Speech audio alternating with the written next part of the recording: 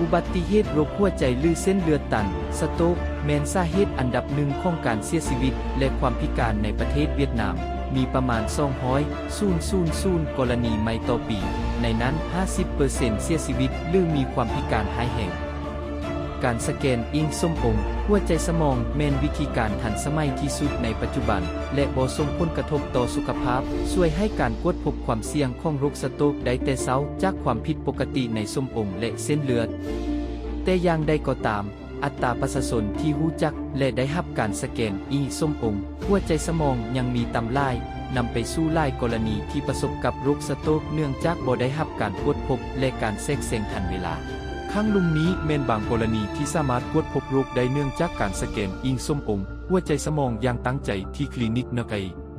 ผู้ป่วยเพศหญิงอายุ63ปีบ่มีอาการแต่เข้ามากวดตั้งใจการติดตามพยาธิสโตรกที่คลินิกนกไกพบตุ่มพองเส้นเลือดแดงข้างในข้างซ้ายทรวงดวงตานี้แม่นสภาพที่อันตรายหลายตุ่มพองอาจจะแตกได้ทุกเวลาและก่อนให้เกิดการเลือดออกในส้มองมีอัตราเสียชีวิตสูงคนที่รอดชีวิตอาจจะประสบการอัมพาตอยู่ในอาการโคม่าหรือเป็นพืชโชคดีที่ถูกตรวจพบไวดังนั้นผู้ป่วยได้รับการปรึกษาจากท่านหมอผู้ชำนาญเพื่อดำเนินการแทรกแซงด้วยวิธีการใส่นิ้วกี้เปลี่ยนทิศทางการไหลของเลือดซึ่งแทนที่เลือดจะไหลเข้าไปในตุ่มพองนิ้วกี้จะปิดตุ่มพองไว้และเปลี่ยนทิศทางให้ไหลไปตามเส้นเลือดปกติโดยบ่จำเป็นต้องผ่าตัดเพียง2 มื้อหลังการรักษาผู้ป่วยได้ฟื้นฟูอย่างดีและได้กลับบ้านผู้ป่วยเพศหญิงอายุ30ปีถูกตรวจพบตุ่มพองเส้นเลือดแดงข้างในข้างขวามีสุขภาพแข็งแรงดีแต่เข้ามากวดตั้งใจการติดตามสโตรกเนื่องจากมีคนในครอบครัวเคยเป็นสโตรกนี้แม่นกรณีตัวอย่างของการเกิดสโตรกในคนหนุ่มเมื่อโรคพัฒนาอย่างเงยและบ่มีอาการใดแต่สามารถก่อให้เกิดผลหายแห่งใดถ้าบ่ถูกตรวจพบในเวลาหลังจากการตรวจพบตุ่มพองผู้ป่วยได้รับการแทรกแซงทันเวลาด้วยวิธีการใส่นิ้วกี้เปลี่ยนทิศทางการไหลของเลือดเพื่อจัดการกับตุ่มพองและหลีกเลี่ยงความเสี่ยงเลือดออกในส้มองนี้แม่นวิธีการแทรกแซงทันสมัยและปลอดภัยที่สุดในปัจจุบันเส้นเลือดตันในสมองสามารถเกิดขึ้นได้ทุกเพศทุกวัยรวมทั้งเด็กน้อยและเด็กน้อยในปัจจุบันเด็กน้อยที่มีอายุแต่10 ปีขึ้นไปสามารถสมองและสมองมัธยมเพื่อกวดพบความผิดปกติที่เป็นอันตรายก่อนวัยและสามารถติดตามหรือแทรกแซงทันทีถ้าจำเป็นวิธีนี้แม่นปลอดภัยหลายและบ่เฮ็ดให้เกิดความเสี่ยงต่อสุขภาพใดผู้ป่วยเพศชายอายุ65 ปีถูกตรวจพบการตีบแคบของเส้นเลือดแดงข้างช่วงละ5และ6ผ่านการสแกนอิงส้มองหัวใจสมองแม่นก่อนหน้านี้บ่มีอาการใดนี้แม่นสาเหตุที่พบเลื่อยในการเกิดสโตรกชนิดขาดเลือดเลี้ยงส้มองเนื่องจากการลดลงของปริมาณเลือดที่เลี้ยงส้มองหรือการเกิดก้อนเลือดอุดตันเส้นเลือดถ้าบ่ได้รับการจัดการทันเวลาสภาพนี้สามารถนำไปสู่ความเสียหายหายแห่งของส้มองก่อนให้เกิดผลสะท้อนหายแห่งหรือถึงขั้นเสียชีวิตหลังการวินิจฉัยผู้ป่วยได้รับการรักษาด้วยวิธีการแพทย์ภายในควบคู่กับการติดตามอย่างใกล้ชิดพร้อมกันนั้นยังได้รับการปรึกษาให้แทรกแซงโดยการวางนิ้วกี้เมื่อจำเป็นเพื่อฟื้นฟูการไหลเวียนเลือดและป้องกันความเสี่ยงของสโตรกในอนาคตการกวดกาเบื้องต้นการป้องกันและการปิ้นหัวที่มีประสิทธิภาพเริ่มต้นในมือนี้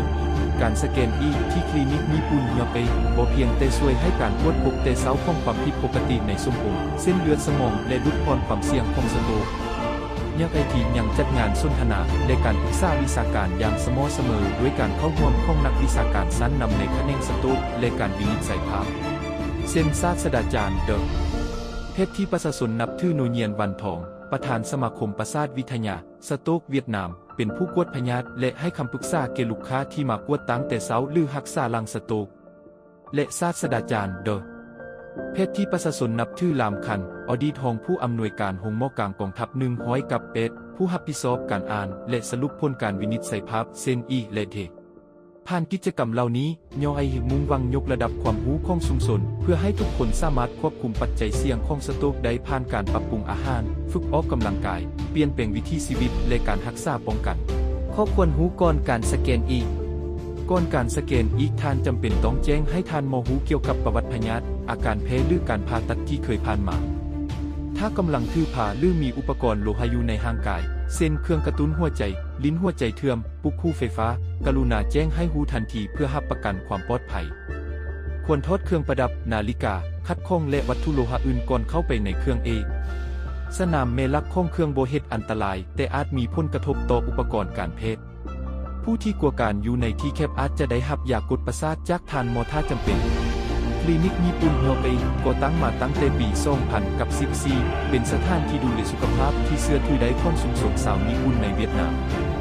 ด้วยการมุ่งเน้นมาตรฐานการแพทย์ญี่ปุ่นพวกเขาได้ผสมสร้างเทคโนโลยีทันสมัยสั้นนำในนั้นมีระบบสแกนอิงนำเข้าโดยกงจากอุบัติวิทย์ผู้บริษัทสั้นนำของโลกในด้านภาพวินิจฉัยการแพทย์ร่วมกับคณะหมอผู้ชำนาญที่มีประสบการณ์หลายนับแต่ปี